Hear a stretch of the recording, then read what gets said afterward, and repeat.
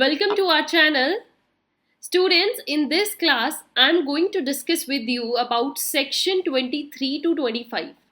So, we are going to discuss three sections 23, 24, 25 of Negotiable Instruments Act 1881. और ये sections हमें बताएंगे how to calculate the maturity of any bill of exchange और promissory note.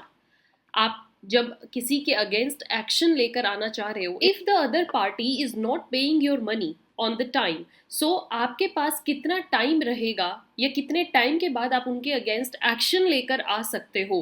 कुछ time period होता है, as you all no. हम limitation act हमने किया था, एंड द स्टूडेंट्स जिन्होंने लिमिटेशन एक्ट्स के रिगार्डिंग अपना पूरा सिलेबस कंप्लीट करना है या उनको कोई भी डाउट है किसी भी सेक्शन से, तो on the top you can see the link of complete play list.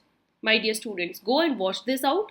तो लिमिटेशन पीरियड हमें पता होना चाहिए. हम किसी पार्टी के अगेंस्ट एक्शन कब लेकर आ सकते हैं वो हमें पता होना चाहिए.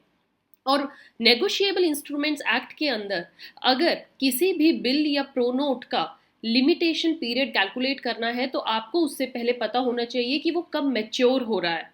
राइट मतलब उसकी पेमेंट का टाइम कब आ रहा है, पेमेंट देने का टाइम. अब ए ने सपोज बी को बोला I will pay you after 3 months, तो 3 months plus 3 days of grace. As you all know, हमने लास्ट सेशन में मैंने आपको कंप्लीट बताया था डेज ऑफ ग्रेस, मेच्योरिटी कैसे फाइंड आउट होती है, एक्चुअली क्या होती हैं. तो लास्ट सेशन से भी रिलेटेड जिन स्टूडेंट्स ने वो सेशन नहीं देखा है, वो वीडियो नहीं देखी है, on the top you can C, go and watch this out. तो जब आप वो टाइम कैलकुलेट कर लेते हो, मतलब 3 महीने प्लस 3 days के बाद आपको पेमेंट मिलनी है, वो होता है हमारा मैच्योरिटी डे. और मैच्योरिटी डे के कितने टाइम के अंदर अंदर आप किसी के अगेंस्ट एक्शन ला सकते हो. अब ये तो है नहीं कि अगले बंदे ने आपसे 3 महीने का टाइम लिया और आप 3 महीने में केस फाइल कर दोगे. वो तो कहेगा यार मैंने आपको बोला तो था 3 महीने बाद दूंगा. तो 3 महीने तक तो आप एक्शन नहीं लाओगे, बट 3 months के बाद कितना टाइम पीरियड है जब तक आप एक्शन ला सकते हो. ये तो नहीं है कि आप 4 साल बाद लेकर आ रहे हो, 5 साल बाद किसी के लिए एक्शन लेकर आ रहे हो. वो भी हमें कैलकुलेट करना आना चाहिए. So in this session we all going to discuss that. Dear students, don't get confused, I am here for you. I will tell you each and every point how to do that.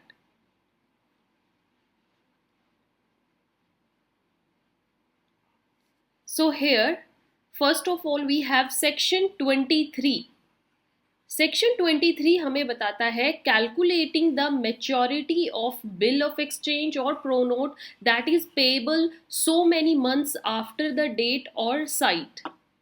After site या after date जो पे करना है तो उसकी maturity कैसे calculate होती है अगर बहुत सारे मंथ्स का टाइम पीरियड मांगा है तो सबसे पहले हमारे पास एग्जाम्पल्स हैं, इलस्ट्रेशंस है. कुछ इलस्ट्रेशन से इस टॉपिक को समझेंगे. सपोज अ नेगोशिएबल इंस्ट्रूमेंट जो कि कब बना था, 29 जनवरी 1973 को बना है. डेट देख लीजिए. और उसमें बात बोली गई है कि it will be made payable at 1 month after the date. तो 1 month कितना हो गया, 29 जनवरी के बाद 1 month कैलकुलेट करें तो 28 Feb plus 3 days extra. So the instrument is at maturity on the 3rd day after 28 Feb 1973. 28 day फरवरी के बाद 3 days और काउंट कर लीजिएगा और that 3rd day will become your maturity day. बहुत इजी है, ये ऑलरेडी हम कर चुके हैं.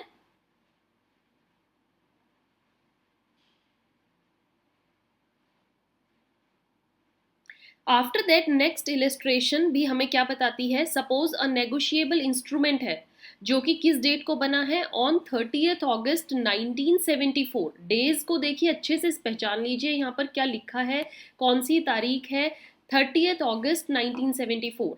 And it is made payable, बोला गया है कि 3 months आफ्टर डेट पे होगा. आफ्टर डेट आफ्टर साइट का मतलब यही है ना. तो मतलब टाइम पीरियड मांगा है दूसरी पार्टी ने कि मैं आपको 3 महीने बाद दूंगा. तो अगस्त से 3 months कितने हो गए, अगस्त, सितंबर, अक्टूबर, नवंबर.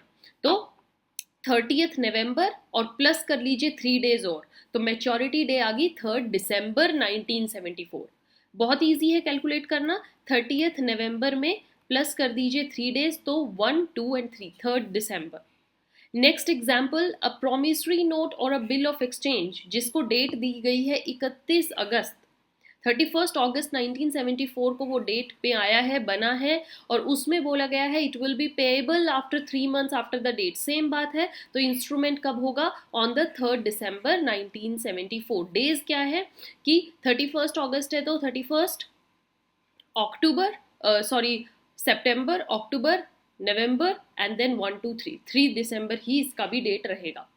All right, students. So now here we have explanation of this section 23. Illustration से अब आपको ये पूरी explanation समझ में आएगी, इसमें क्या बोला गया है।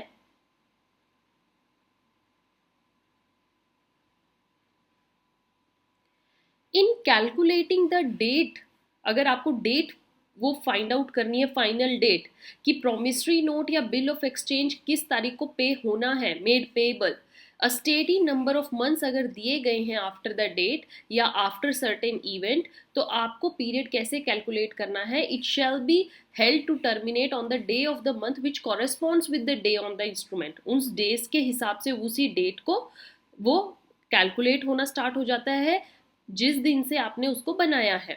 And if the month on which the period would terminate has no corresponding day, same day नहीं है, the period shall be held to terminate on the last day of such month. Corresponding date देखो, अब यहीं से आपको समझ में आएगा क्या था। 31 अगस्त थी, तो 31 अगस्त को अगर हम देखें तो नेक्स्ट मंथ में 31 सॉरी सितंबर ही आना चाहिए, बट 31 सितंबर तो कोई डेट होती ही नहीं है, सो हम लास्ट डे मान के चलता है 30 सितंबर।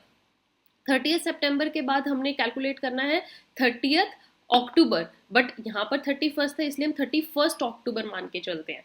तो 30 नवंबर, फिर नवंबर में 31 नहीं होता तो इसलिए 30 नवंबर। तो हम क्या यहाँ पर यही बोला गया है, द डेट जो होनी चाहिए वो कोरिस्पॉन्ड होनी चाहिए। 3 है तो 3 हो, नेक्स्ट मंथ की 31 है तो 31 हो। बट समटाइम्स क्या होता है कि अगर वो कोरिस्पॉन्डिंग डेट अगले मंथ में नहीं है, जैसे कई मंथ्स में 31 डेट भी होती है, कई में 30th होती है, तो हम उस मंथ की लास्ट डे मान के चलते हैं, that is 30, right. After then we have section 24 with us. Section 24 clearly states us how to calculate the maturity of any bill of exchange or pronote that is payable so many days after the date or months. ऊपर क्या था, so many months, जब हमें month calculate करना होता है, month, but यहाँ पर आपको 24 सेक्शन में दिए गया है क्लियरली डेज। तो डेज को कैसे कैलकुलेट करते हैं वो भी जानना बहुत ज़रूरी है, देखिएगा। इन कैलकुलेटिंग द डेट, अगर आपको डेट कैलकुलेट करनी है in which a promissory note और bill of exchange made payable a certain number of days after the date of sight और after a certain event is at maturity, अगर उसकी maturity आ गई है और कुछ डेज की बात की गई है, तो डे ऑफ द डेट, वो जो डेट बोली गई है कि मैं उस दिन 15 दिन बाद आपको पे कर दूंगा, 20 दिन बाद आपकी पेमेंट करूंगा, आफ्टर 10 डेज करूंगा, तो वो डे जो आएगा उसकी डेट और ऑफ प्रेजेंटमेंट और sight whatever the date, वो हम क्या करते हैं, दैट शुड बी कैलकुलेटेड, वो कैलकुलेट होती है। इजी।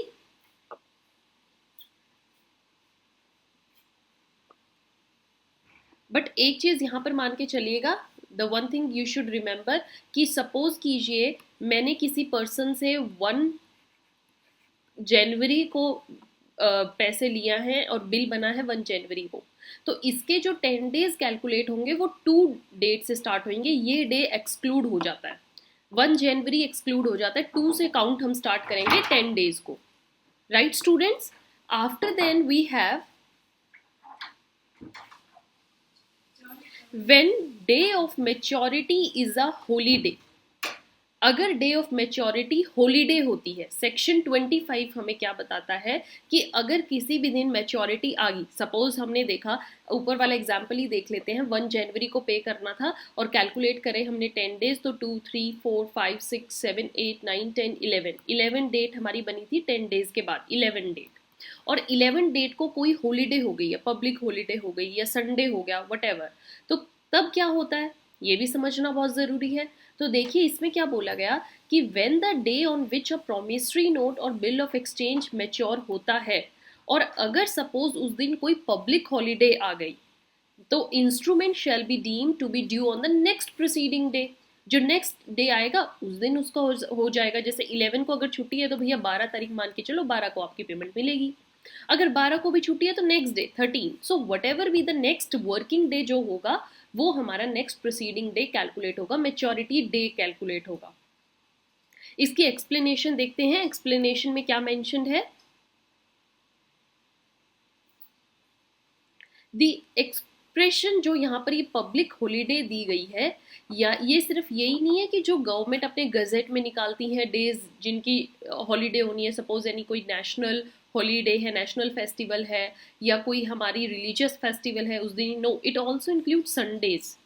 तो संडे और any other day declared by the central government in their notification of official gazette, वो हमारी पब्लिक हॉलीडे होती है. Right? So in this session we discussed these three sections, 23, 24, 25.